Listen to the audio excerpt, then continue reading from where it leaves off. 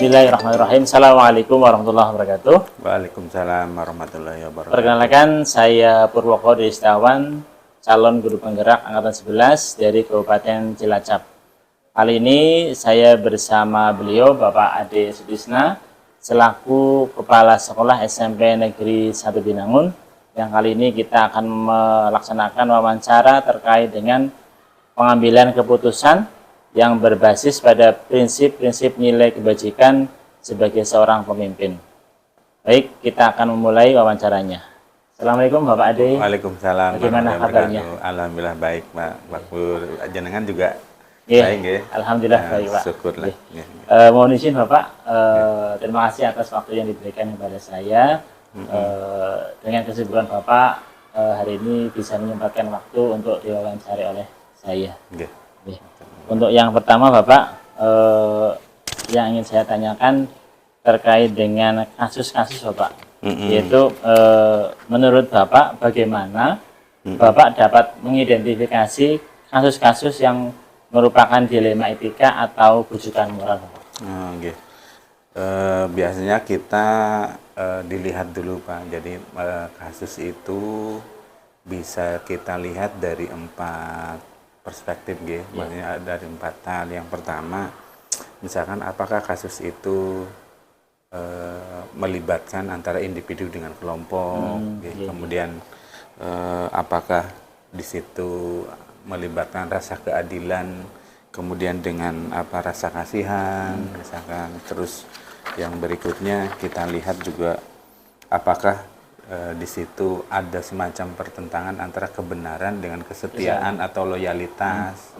Kemudian yang keempat itu apakah itu akan punya dampak jangka pendek dan jangka panjang seperti itu. Sehingga dari situ kita identifikasi kasus ini masuknya ke yang mana dari 4 itu, seperti itu Pak.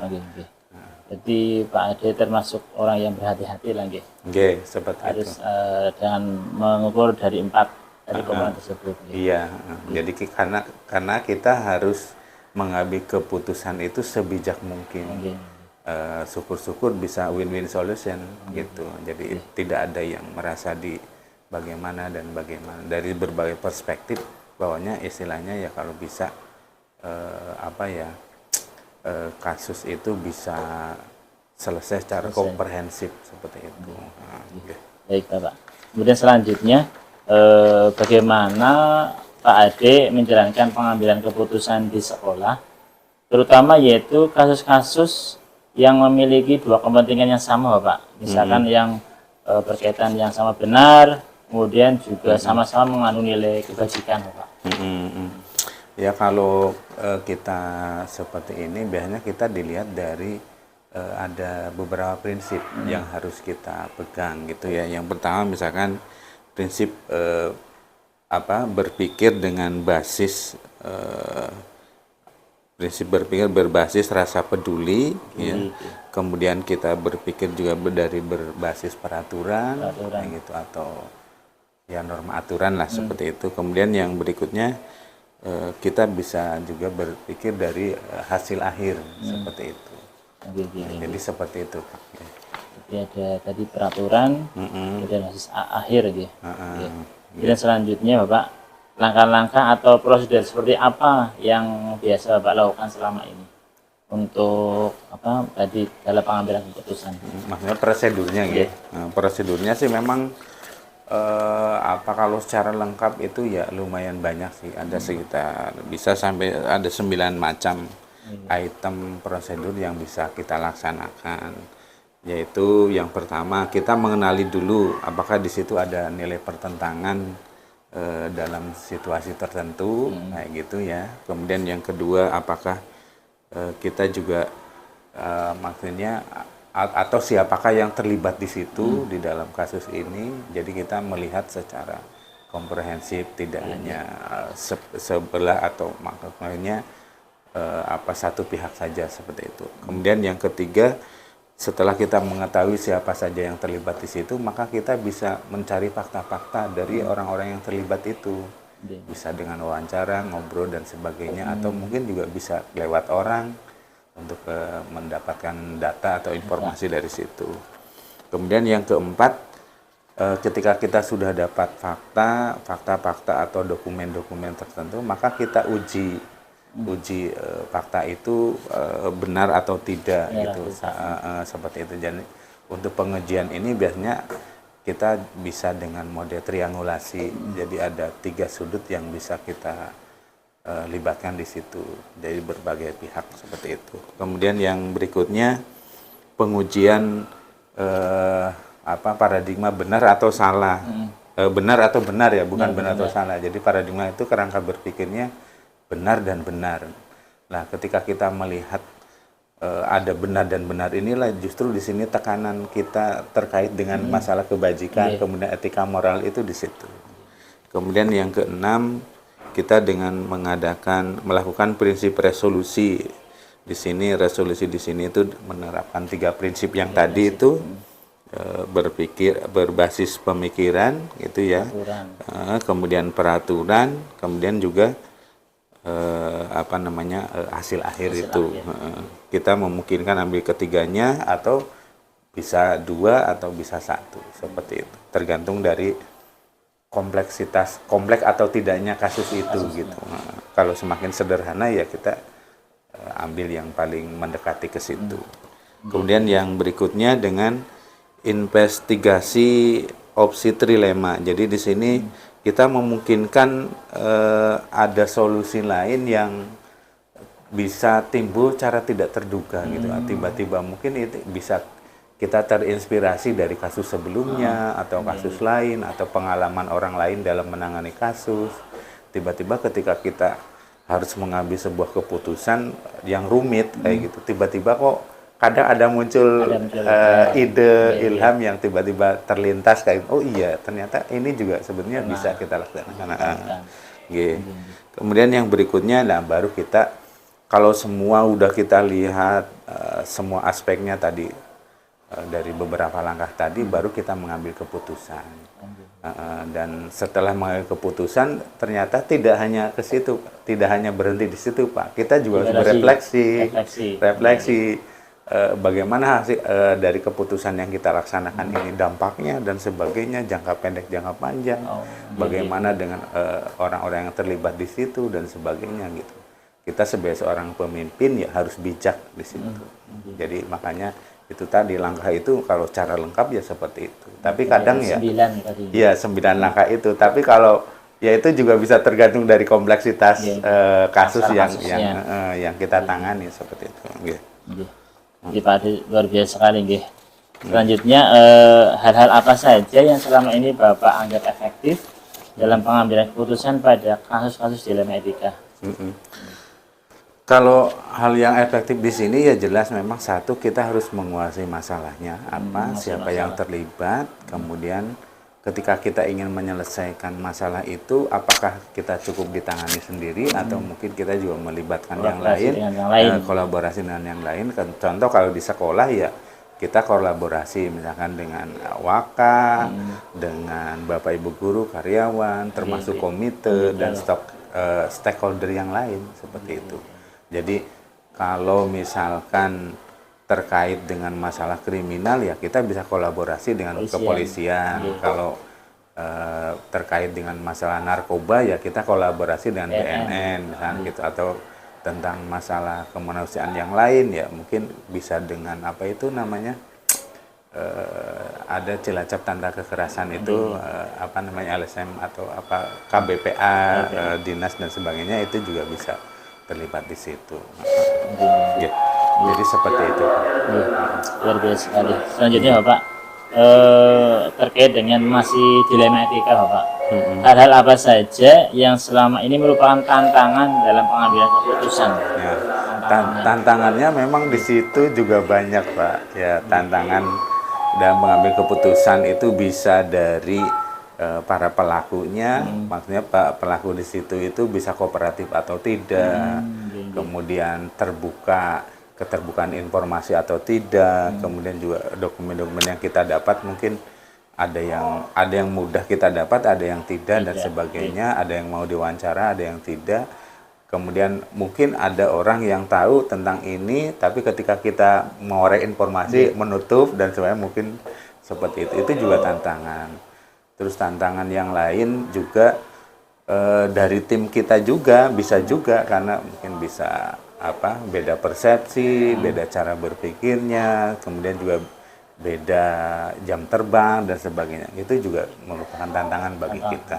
Terus kalau yang lain yang sangat ini di tantangan ini ya memang kompleks atau tidaknya dari masalah itu. Semakin kompleks berarti tantangannya semakin besar, seperti itu. Berarti Seperti itu, Pak. salah satu yang saya ambil tadi ya, berarti mencari informasinya harus cari yang terbuka gitu. Ya, yang mudah, yang kooperatif gitu loh. Ya, kalau semakin tanda kutip lah ya, orang ditanya bohong dan sebagainya, maka itu nanti akan melebar gitu loh. Jadi keputusannya juga ya, nanti tidak tepat. Ya, keputusan bisa tidak tepat, tidak akurat juga, seperti pengalaman. Luar biasa sekali dari jawabannya Pak Ade. Berikutnya Bapak, apakah Pak Ade pada saat pengambilan keputusan itu memiliki jadwal-jadwal tertentu? Ya, jadwal apa tidak itu tergantung dari kompleksitas masalahnya atau kasusnya. Kalau kasusnya semakin kompleks, banyak melibatkan orang banyak atau banyak yang terlibat di situ, maka ya kita buat jadwal. Contoh dulu ketika terjadi perang sarung, rencana perang sarung itu antara anak kita dengan yang lain, maka kita di situ ada penjadwalan, karena di situ kita melibatkan komite, melibatkan kepolisian juga dan yang lain-lain, sehingga kita ya seperti itu. Oke. Selanjutnya Bapak, apakah dalam pengambilan keputusan itu ada faktor-faktor yang mempermudah? Ya, yang faktor yang mempermudah ya tim dari kita, makanya ya kalau terkait dengan siswa ya berarti tim kesiswaan, kemudian guru BP dan yang lain-lain itu kompak ya, itu akan mempermudah kita. Kemudian yang lain juga yang bisa mempermudah dalam kita memecahkan masalah, mungkin ini juga jaringan yang kita punya, seperti itu. Jadi kalau terkait dengan masalah kriminal ya maka kita berjejaring dengan kepolisian, berkolaborasi dengan kepolisian. Kalau terkait dengan narkoba ya kita dengan BNN. Terus kalau tentang kekerasan terhadap anak atau itu ya kita bisa dengan Citra, LSM Citra itu juga, atau KBBP Perlindungan Anak, seperti itu. Baik Bapak, terkait dengan wawancara hari ini pertanyaannya cukup saja Bapak. Tapi ada beberapa yang terakhir saya akan tanyakan terkait dengan yang Pak Ade sampaikan dari awal sampai akhir. Kira-kira pembelajaran apa yang dapat Pak Ade petik dari pengalaman Pak Ade? Ya, pembelajaran yang bisa kita ambil dari penanganan kasus dilema ITK ini ya, yang jelas ketika kita ingin menyelesaikan masalah kita harus berkolaborasi dengan berbagai pihak yang ada atau stakeholder yang ada, seperti itu. Karena dengan semakin banyak kita melibatkan orang, maka keputusan yang kita ambil itu akan lebih kuat, karena itu hasil semacam maksudnya disupport oleh berbagai pihak yang ada di situ. Jadi kita insya Allah sih akan lebih cenderung ke keputusan yang paling bijak paling bijak, istilahnya tidak berdampak di kemudian hari dan jangka panjang, tidak bertentangan dengan aturan yang ada dan sebagainya, seperti itu. Baik Bapak, terima kasih sekali untuk wawancara hari ini. Semoga apa yang Bapak sampaikan bisa menjadi pelajaran bagi kami saat mengikuti pendidikan penggerak. Terima kasih Bapak. Sama-sama Pak. Demikian tadi wawancara saya dengan beliau Bapak Ade Sudisna SPD MPD selaku Kepala Sekolah SMP Negeri 1 Binangun. Dapat saya simpulkan beliau sangat luar biasa sekali dalam mengambil sebuah keputusan dan sangat berhati-hati, karena ternyata beliau juga dalam membuat keputusan memakai prinsip yang ke-9 tadi, yaitu yang terakhir itu setelah mengambil keputusan ternyata beliau tetap melakukan sebuah langkah, yaitu melakukan refleksi. Biar nanti ke depannya keputusan tersebut tidak sampai menimbulkan putusan yang mengefek nih Pak, Iya, berdampak yang berkepanjangan. Nggih. Saya mau ucapkan terima kasih sekali Pak Ade. Ya, sama-sama Pak Pur, Mohon sukses. maaf, terima kasih atas waktunya. Ya, nggih. Sama. Nggih.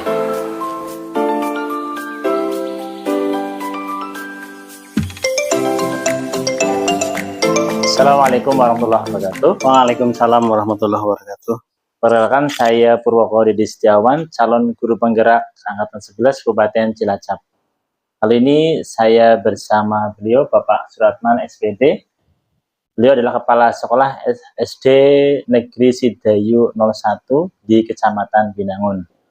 Kali ini kita akan mewawancarai beliau terkait dengan pengambilan keputusan berdasarkan prinsip-prinsip nilai-nilai kebajikan sebagai seorang pemimpin. Mohon izin Pak Ratman. Ya, siap. Ya. Pak Ratman gimana kabarnya? Alhamdulillah baik Pak Pur. Baik, sehat ya. Nggih. Begini Pak Ratman, kami mengucapkan beribu-ribu terima kasih atas kesempatan yang diberikan kepada saya, sehingga Pak Ratman di tengah-tengah kesibukannya bersedia kami wawancarai terkait tugas saya sebagai CGP Angkatan 11. Semoga wawancara ini bisa membantu saya dalam menambah pengalaman terkait dengan kepemimpinan. Mohon izin ada beberapa pertanyaan, apakah Pak Ratman bisa membantu saya? Insya Allah bisa membantu, sepanjang saya bisa menjawab pertanyaan itu, insya Allah saya berusaha akan jawab. Gitu Pak Pur. Pak Ratman. Untuk pertanyaan yang pertama, selama Pak Ratman menjadi kepala sekolah di SD Negeri Sidayu 1, pastinya Pak Ratman itu memiliki atau mempunyai masalah, di mana masalah itu pasti nanti ada yang menimbulkan dilema. Seperti itu? Iya. Ya, jadinya banyak kayak masalah yang kita hadapi ya di sekolahan saya, terutama ini sekolahan saya termasuk SD negeri dengan jumlah siswa terbanyak di Kecamatan Binangun, ya, 239, ada 9 rombel. Jadi sebenarnya kita 10 rombel ini sebenarnya idealnya ya, 10 rombel, cuma karena keterbatasan jumlah guru dan ruang kelas maka jadi 9 rombel. Banyak tentu masalah yang kami hadapi, baik dari guru ataupun dari siswa, tapi itu merupakan tantangan bagi saya sebagai kepala sekolah untuk bisa menemukan solusi terbaik dari permasalahan yang kita hadapi. Pak Ratman. Menurut apa yang saya pelajari di pendidikan guru penggerak, itu ternyata ada 2 jenis dilema, ada dilema etika dan bujukan moral. Dimana kalau dilema etika itu yang kebenaran lawan kebenaran, tapi kalau yang bujukan moral kebenaran melawan kesalahan. Tidak salah. Menurut Pak Ratman sebagai kepala sekolah, bagaimana sih mengidentifikasi kasus-kasus yang merupakan dilema etika atau bujukan moral? Jadi ketika terjadi permasalahan-permasalahan di sekolah saya, baik itu yang datanya dari guru, dari murid, atau bahkan dari warga sekolah, langkah yang pertama saya lakukan adalah saya akan identifikasi dulu kasusnya.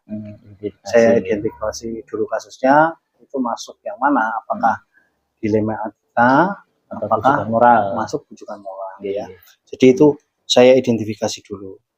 Karena jika kasus tersebut menyangkut masalah hukum, itu menurut saya kan masuknya ke bujukan moral. Karena hubungannya antara kebenaran melawan kesalahan. Terus kalau yang saya hadapi memiliki sifat sama-sama benar, maka termasuk dilema etika. Jadi saya identifikasi dulu. Intinya diidentifikasi dulu. Kemudian yang berikutnya Bapak, terkait dengan masih pengambilan keputusan, bagaimana Pak Ratman menjalankan pengambilan keputusan di SD Sidayu ini, terutama untuk kasus-kasus yang memiliki 2 kepentingan sama, maksudnya yang sama-sama mengandung benar ataupun sama-sama mengandung nilai kebajikan.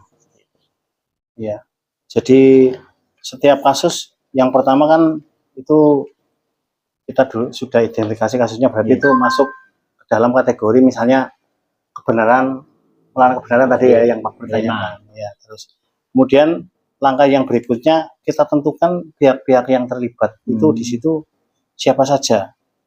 Setelah mengumpulkan ataupun mengidentifikasi pihak-pihak yang terlibat, berikutnya kita mengumpulkan fakta yang ada, sehingga fakta ini nanti diharapkan bisa menjadi dasar pengambilan keputusan yang akan kita lakukan.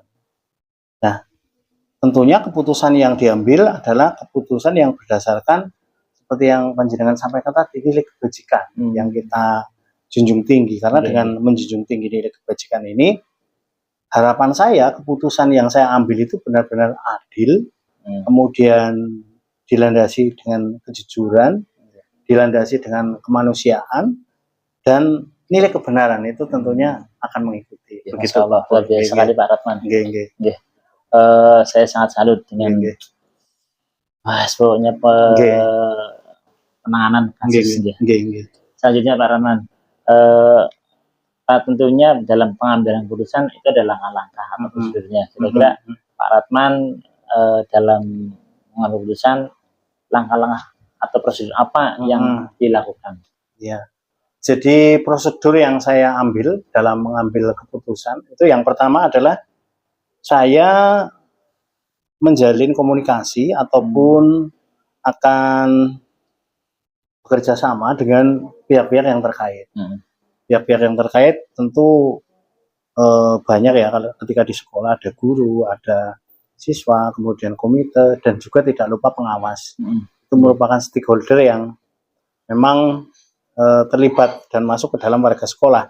Kemudian semua pihak yang terkait saya ajak untuk konfirmasi dari kasus tersebut. Kita ajak untuk berkonfirmasi, melakukan konfirmasi, mengumpulkan data dan fakta lah. Ketika ditemukan ada sesuatu yang tidak sesuai ataupun sesuatu yang janggal atau mencurigakan, maka langsung saya konfirmasi apakah mereka bisa menunjukkan bukti ataupun fakta. Kemudian saya juga setelah itu hasil konfirmasi itu kita kumpulkan, lalu itu kita bahas melalui musyawarah. Musyawarah tentu itu melibatkan warga sekolah, ada guru, ada karyawan, kemudian kalau mungkin komite, dan bila diperlukan adalah pengawas. Harapan dari langkah ini diharapkan nanti setelah pihak yang terkait kita menemukan langsung, kita dapat menemukan solusi terbaik. Karena tidak mungkin dong solusi itu saya rumuskan sendiri, tapi perlu kita konfirmasikan. Saya juga bisa mendapatkan feedback, masukan dari berbagai pihak terkait, sehingga apa yang menjadi keputusan kita bersama benar-benar tidak merugikan siapapun. Gitu Pak. Luar biasa sekali. Sangat menginspirasi nanti. Selanjutnya Pak Ratman, hal-hal apa saja sih yang Pak Ratman anggap efektif ketika Pak Ratman itu mengambil sebuah keputusan khususnya dalam kasus dilematika? Ya. Jadi salah satu hal yang paling urgen atau paling penting, dan ini juga bisa dijadikan oleh Pak Pur sebagai sebuah pengetahuan yang tak terlupakan, yang nanti suatu saat mungkin Pak Pur bisa sama seperti saya punya. Artinya kita mempunyai partner kerja teman-teman guru, dan di situ juga ada komite, kemudian ada orang tua. Hal yang paling urgen, paling penting adalah bagaimana kita menjalin komunikasi yang baik dengan komunikasi. Iya, komunikasi. Karena begini, kalau kita menjalin dialog atau komunikasi antara semua pihak yang terlibat, ketika itu ada terjadi permasalahan, muncul permasalahan, itu kita akan mudah untuk merumuskan sebuah keputusan dan kebijakan yang benar-benar ini bisa diterima. Tapi kalau kita tidak bisa menjalin komunikasi dan kita mengambil keputusan sendiri, itu biasanya keputusan yang kita ambil itu tidak adil, jujur. Iya, tadi ya. tidak sesuai dengan landasan itu, ada nilai kejujuran, keadilan, kebenaran, Kemanusiaan juga. kemanusiaan juga. Hmm. Ya, ini yang memang perlu kita kedepankan. Jadi Iya, untuk iya. menuju nilai-nilai tadi, paling tidak diawali dengan kita punya koordinasi yang baik, Iya, iya. punya komunikasi yang baik, dan kerjasama yang baik. Iya, luar biasa sekali. Kira-kira ada tantangannya nggak Pak dalam pengambilan keputusan? Iya. Jadi tantangan dalam pengambilan keputusan yang seperti yang kita bahas tadi Pak Pul adalah adanya keterbukaan masing-masing pihak ini untuk menyampaikan masalah. Ini biasanya masalah yang dihadapi apa, kemudian ada kejujuran. Kadang hal-hal yang tidak baik kan mereka enggan untuk menyampaikan ya. Itu jangan, tapi apa yang sekiranya dihadapi, entah itu hal itu mungkin merugikan salah satu pihak ataupun apa, itu dikatakan saja terbuka. Jadi harus ada kejujuran supaya apa, nanti ketika keterbukaan, kejujuran dari masing-masing pihak yang memiliki masalah, setidaknya keputusan yang nanti kita ambil itu bisa mengakomodir kepentingan semuanya. Jadi kalau mereka tidak jujur, otomatis tidak terbuka, kita belum tentu keputusan yang kita rumuskan itu memuaskan semuanya, karena kita tidak tahu si A maunya ini, si B maunya ini, si C maunya ini. Tapi kalau semuanya menyampaikan apa yang menjadi permasalahannya secara terbuka, menyampaikan keinginannya secara terbuka, itu imbasnya ataupun dampak positifnya itu adalah kita bisa mengambil keputusan, keinginan mereka kita satukan menjadi sebuah keputusan. Berarti intinya suksesnya keputusan itu ada keterbukaan, kejujuran ya dari masing-masing untuk pihak untuk bisa menyampaikan apa adanya. Selanjutnya Pak Ratman, adakah jadwal-jadwal tertentu dalam sebuah penyelesaian kasus dilema etika? Ya, jadi untuk menyelesaikan kasus dilema etika ini tentunya saya tidak memiliki jadwal yang pasti, yang baku itu tidak ada, hanya kita melihat tingkat permasalahan juga. Ketika permasalahan yang dihadapi itu tidak cukup melibatkan banyak orang, mungkin kita langsung bisa eksekusi hari itu juga ya. Ya tidak terlalu rumit lah, bisa kita langsung selesaikan. Tapi kalau kasus itu kita melihat ternyata banyak yang terlibat, kompleks, banyak yang terlibat, kita tentu perlu yang pertama mengidentifikasi permasalahan itu melibatkan siapa saja. Kemudian yang berikutnya, setelah itu supaya tidak berkepanjangan, kita langsung memberikan setelah mengidentifikasi, kemudian pihak-pihak yang terlibat itu kita kumpulkan untuk bagaimana merumuskan sebuah langkah ataupun merumuskan solusi supaya permasalahan itu tidak bertambah panjang.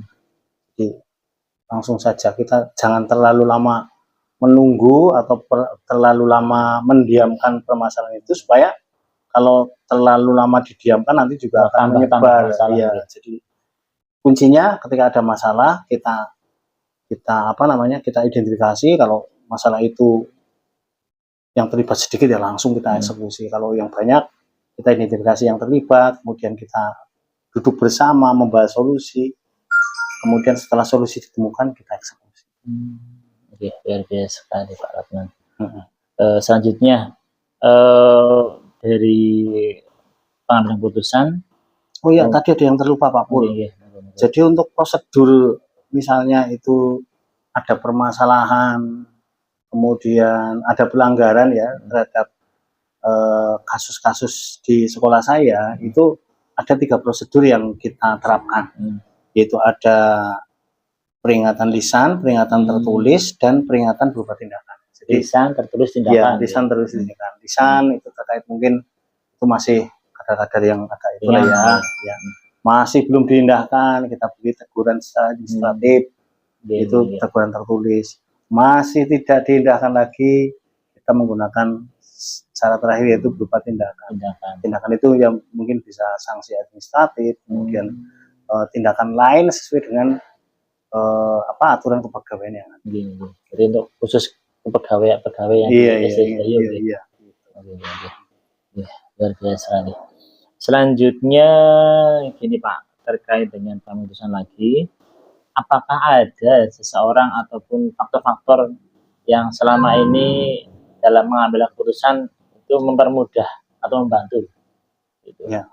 Jadi faktor yang mempermudah ataupun membantu saya dalam mengambil sebuah keputusan di dalam kasus tadi yang disampaikan Pak Pur adalah Ya. kasus dilematika, sebenarnya itu adalah bagaimana yang sangat membantu adalah kasus itu, masalah itu kita bawa ke forum musyawarah. Ini ternyata sangat membantu. Karena dengan masalah-masalah itu dibawa ke forum musyawarah, misalnya dalam rapat dewan guru ataupun pertemuan dengan komite, ini menurut saya cepat sekali ditemukan solusi terbaik. Bukan saya mau ambil keputusan sendiri, saya eksekusi. Itu biasanya lebih rawan terhadap penolakan ataupun kontra dari satu sisi saja. Iya, dari satu sisi saja. Kontra dari entah itu. Terutama bagi mereka yang punya masalah gitu ya. Jadi itu yang menurut saya membantu. Jadi setiap ada masalah kita musyawarahkan. Itu sangat membantu kami. Dan berdasarkan pengalaman, berdasarkan waktu yang telah saya lalui, ternyata dengan kita musyawarahkan untuk mengambil solusi permasalahan yang kita hadapi di sekolah, itu semua pihak rata-rata menerima dengan lapang dada. Karena tentunya untuk merumuskan sebuah solusi ada keterbukaan. Iya, tadi prosesnya panjang. Ada kita mendengarkan pendapat, kemudian setelah mendengarkan pendapat, kita duduk lagi merumuskan sebuah pendapat-pendapat itu kita kumpulkan untuk merumuskan satu solusi terbaik yang mengakomodir semua pendapat-pendapat tadi. Jadi itu Pak Pur, jadi lewat musyawarah itu sangat membantu saya dalam menentukan. Luar biasa sekali. Oke. Terakhir Pak Ratman, dari penjelasan Pak Ratman tadi, kira-kira pembelajaran apa yang dapat Pak Ratman petik? Jadi yang saya petik begini Pak Pur, jadi sebagai pimpinan di sekolah, saya ini memiliki sebuah pengalaman dan ini menjadi sebuah pengalaman spiritual bagi saya, bahwa di dalam pengambilan keputusan, hal yang paling efektif kita lakukan itu adalah melalui permusyawaratan ataupun melalui musyawarah untuk menghasilkan musyawarah mufakat. Nah, musyawarah mufakat ini paling efektif juga untuk menghasilkan sebuah keputusan terbaik, di mana keputusan terbaik ini akan menjadi pijakan, akan menjadi dasar bagi teman-teman untuk melakukan sebuah kegiatan. Jadi, ternyata itu kalau ini sudah kita musyawarahkan menjadi keputusan terbaik, teman-teman itu lebih ikhlas untuk melaksanakan sebuah kebijakan. Ini yang menurut saya pengalaman terbaik yang sampai saat ini saya catat, dan keberlanjutannya juga selalu saya perhatikan supaya saya jangan sampai lupa untuk ini, selalu di dalam menentukan kebijakan, di dalam mengambil keputusan, selalu berusaha mengakomodir kepentingan teman-teman, pendapat teman-teman, sehingga keputusan yang diambil adalah keputusan terbaik dan bisa diterima oleh semua. Ya, luar biasa sekali.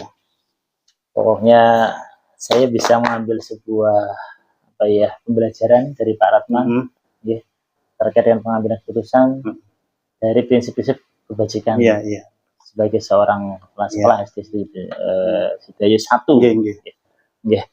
Terima kasih Pak Ratman untuk wawancaranya. Semoga